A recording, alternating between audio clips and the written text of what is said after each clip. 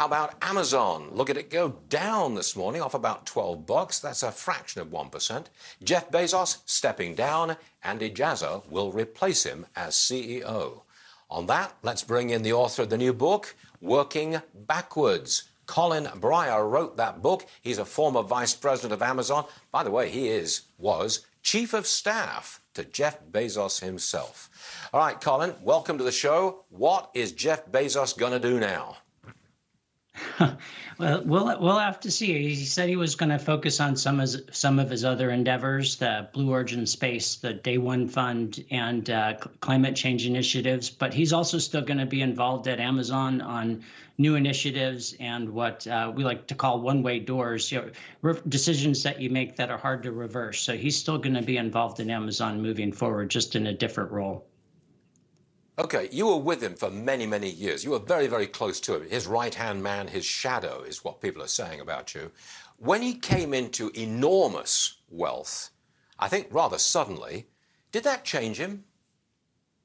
You know, it didn't. From the very first day I met Jeff when I started working at Amazon in March of 1998, he told me that his goal was to build Earth's most customer-centric company.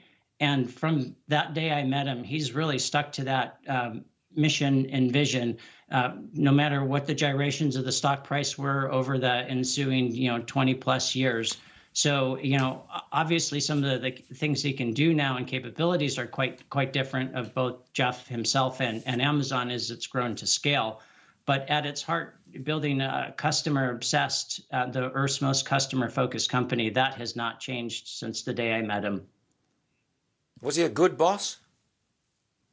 He was. I consider him my friend. He, holds everyone, including himself, up to incredibly high standards, and he won't compromise on the customer experience. He's got a unshakable conviction that the long-term interests of customers and shareholders are perfectly aligned, and he's willing to be misunderstood within and outside of the company, and cannot be taken away from that conviction. And I think that's one of the things that has made Amazon an enduring company moving forward.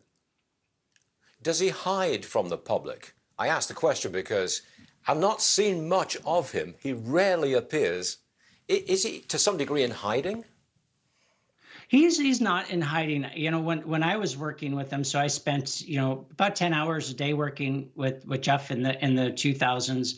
And he spent most of his time and energy focused inwardly on the company, really focusing how to build an enduring company. And, that's a lot of work that's under the tip of the iceberg that people outside of Amazon don't get to see. But I think perhaps it's going to be one of Jeff's and Amazon's biggest legacies is Amazon created what we call an invention machine, which is a set of principles and repeatable and scalable processes that allow any organization, small or large, to build a customer-focused, long-term thinking, innovative company that takes pride in their operational excellence. But when Jeff does go to the press, sometimes he's willing to be the company's spokesperson, especially in the tough times. With the Fire Phone, for instance, it wasn't the success that Amazon had hoped. Jeff was front and center, answering questions and fielding questions and saying, hey, I hope we're working on even bigger failures in the future. There was an incident back in about 10 years ago with Kindle ebooks, where with two George Orwell books, 1984 and Animal Farm, I believe, where they were illegally sold on the Kindle, and Amazon handled that incorrectly. Instead of doing what was right for the customer, he set a front page on the Amazon homepage said, "We're sorry, we made a mistake. We're going to fess up to our error. It did not achieve our high standards, and we're going to make it right for the customer and move forward." So when necessary, Jeff has no problem going in front of the customer and the press and talking about the company, but most of his effort is focused internally.